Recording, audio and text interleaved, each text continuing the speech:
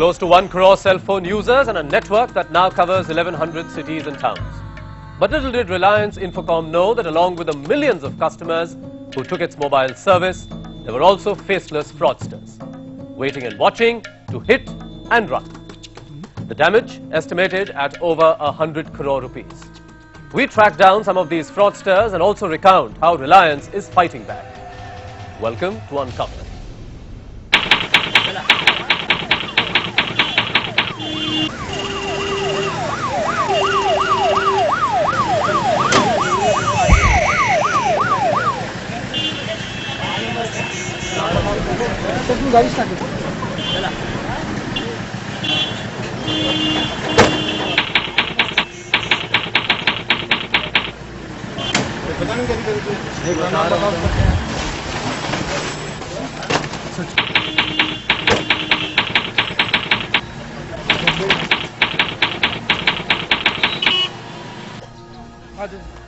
The trio's dream run ended late one August evening when the police swooped down on a tiny shop that sold Reliance mobile phones. On Monday, I'll show everybody. But the truth is that I'll show you, I'll let you know everything. I'll show all these black people. You just see.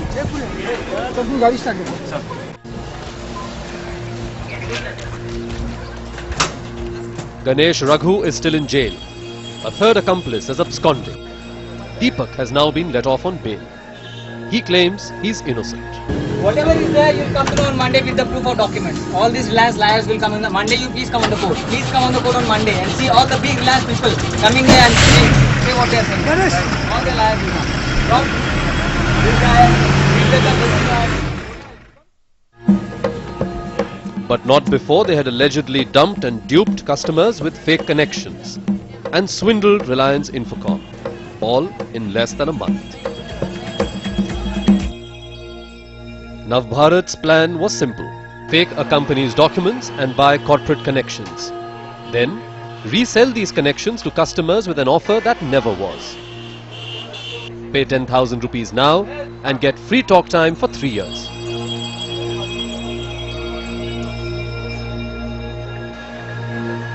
Within a few weeks, Navbharat Communications had sold 190 such connections.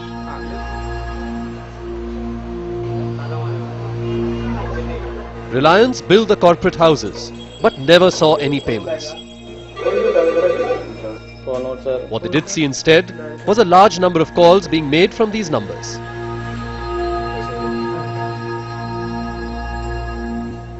Only much later did Reliance realize that it had been duped. Navbharat Communications lay locked, the three partners were untraceable. And so began Reliance Infocom's Operation Recovery. The recovery process requires that once we have adequate proof, then we file an FIR, and with the help of police then we recover the handset, and we also recover the outstanding, either all of it or a good portion of it, and this has been sort of going on today. Deepak and Navbharat Communications are just one among the hundreds who are now being tracked down by Reliance. In Mumbai alone, Reliance is believed to have filed close to 2,000 cases of fraud.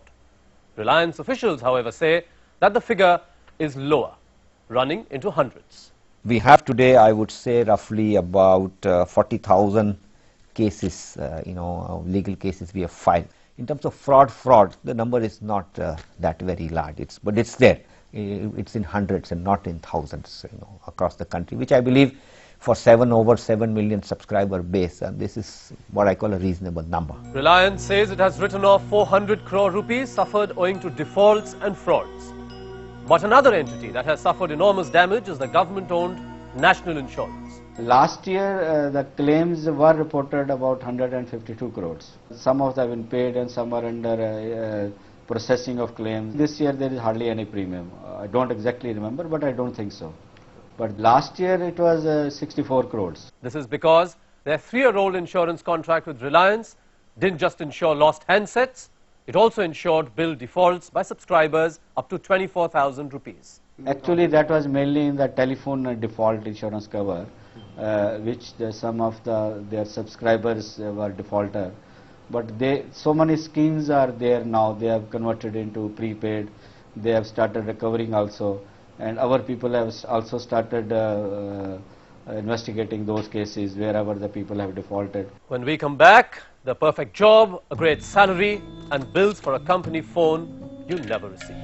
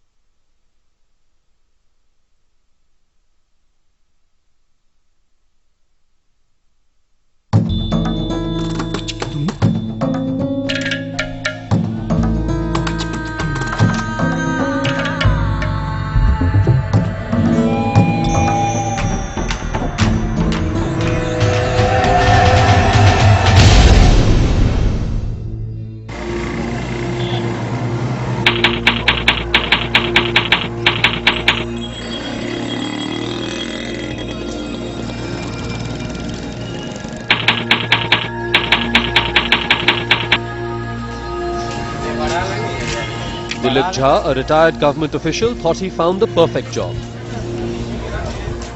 So did 65 others who appeared for the same interview.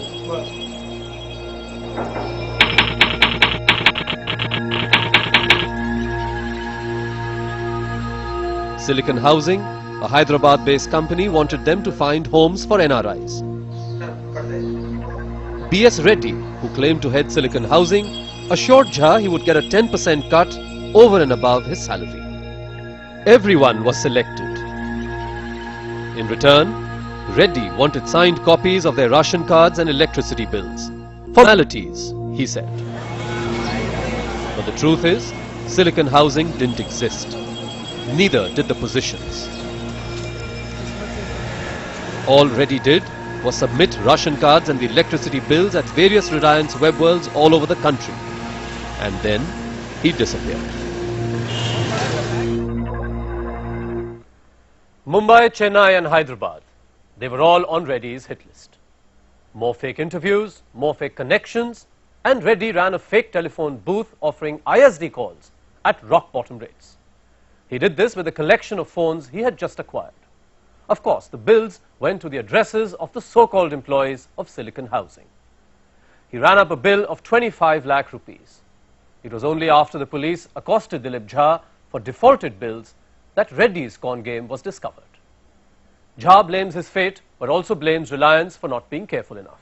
उनका तो purpose ही ऐसा था कि कुछ fraud करने का ऐसा लगता है, लेकिन रिलायंस का भी इसमें प्रॉब्लम है कि जब भी उन्होंने हमारा एड्रेस वेरीफाई कर दिया तो फिर उनको दूसरा जगह कनेक्शन नहीं देने का था. उन्होंने कहां कनेक्शन दिया ये उनको भी नहीं मालूम था. वो हमसे पूछ रहे थे और हमें कैसे पता चलेगा, क्योंकि मिस्टर रेड्डी ने तो हमें बताया ही नहीं कि कनेक्शन वो कहां ले रहे हैं. Of course, Reddy is yet to be traced. Efforts are on to arrest the men. This kind of people have a habit of moving from one area to the other area. So if the guy is in Delhi, he'll probably tend and do similar thing in Western UP, may go and do something in Haryana, may go and something in North Rajasthan kind of stuff. If the guy is in Andhra, he'll move around, and do that. We have seen that our phones which were, let's say, sold in Hyderabad will be found somewhere in Western Karnataka, coastal Karnataka. So all kind of things from the tower you can, you can find out where the phone is being used from, and then from there you can, inform our local setup. Joining me in the studio now is the well-known criminal lawyer Satish Manashinde, and on my left is Uday Vavikar, a prominent consumer lawyer. Mr. Manashinde, you just saw the stories, the hit and run which these guys have resorted to, these fraudsters.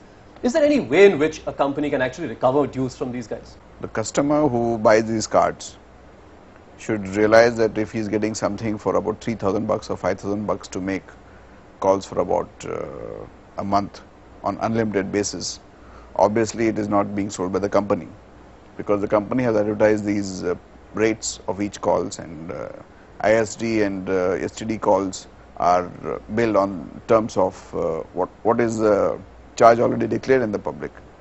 So I think the customers would be liable because they are contracted with the company to pay and not with that fraudulent guy who sold them those cards. And even if it is a stolen card, they are liable to pay the money to the company. They are not innocent purchasers of those cards, and obviously they have received stolen property. And every person who receives stolen property is entitled to account for the monies that he has made out of this fraud, whether he is a beneficiary of it by fraudulent methods utilized by other persons, is not a concern, but he is liable to pay the amount. What's your view? I beg to differ from Satish as far as Consumer Protection Act is concerned. As far as consumer is concerned, he is a beneficiary. There is something called vicarious liability which will fall on Reliance and not on consumer. Because as a consumer, I am a layman, I go to an agent who is unauthorized, he gives me a handset, I have no way to know that it was a stolen handset. But this agent isn't authorized in this case, isn't it? Now question is, was he authorized or was he not authorized? They obviously weren't. But the consumers would not know whether they would be authorized or not, because the point that the consumer says is my addresses have been verified by Reliance. Did they check up the backgrounds? Either of the agency or of the consumers? No. They gave them the service, they extended the service to them, and after extension of service they were the beneficiaries of service as an essential service and they rejected. If they are defrauded by fly-by-night operators, it is the company who is responsible. Company should have checked in on this. How did they give service without any background of a customer? Is the company responsible? Well, company is to some extent responsible in civil courts, but I don't think that they would be responsible in criminal courts, obviously, because there is no vicarious liability in criminal law. The law on receiving stolen property is very clear, that even if he were to make out a case in a court of law that he was an innocent purchaser, the company wouldn't be responsible in such a case. It will be entitled to its property. Right. Or So you're saying if I am a consumer who's used a fraudulent card, I'm also liable?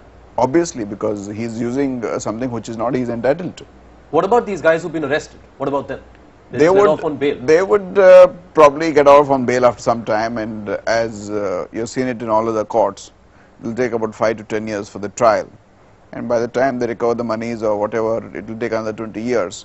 I don't think that's enough way to meet the situation unless we have a larger number of judges in these courts to deal with these economic frauds on a faster basis. But first, let us hear where Reliance thinks things went wrong.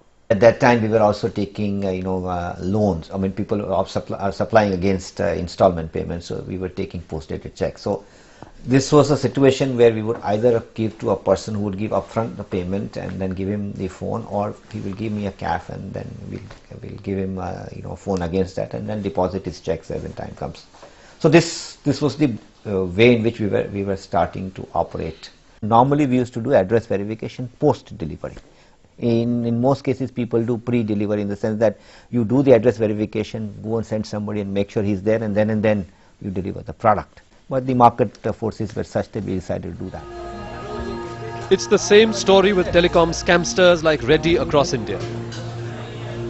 Sell fake CDMA connections, then shut shop and run with as much as you can, be it Gurgaon or Mumbai. And this was made easy with Reliance and all the other big players gunning for big numbers. Get as many subscribers as they can. And in their bid to finish first, they all lost out to scamsters like Silicon Housing and Navbharat Communications. Only because, in their zeal for numbers, subscriptions were handed out without a stringent background check.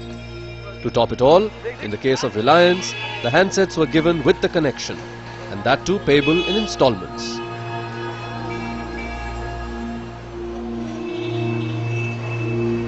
Probably prompting fraudsters to strike even harder.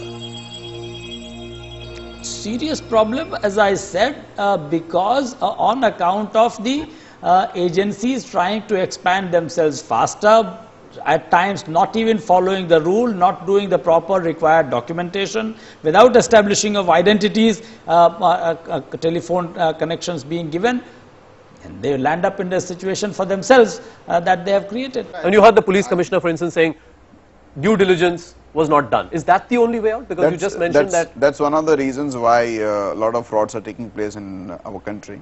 I think to some extent these commercial establishments are liable in a civil court of law, and they should take enough care not only to see that they give a loan to a person, but to see that the person to whom they are giving the loan or selling these cards are genuine persons and they have a capacity to repay the amount back to the company. When we come back, it's a war with a faceless fraudster.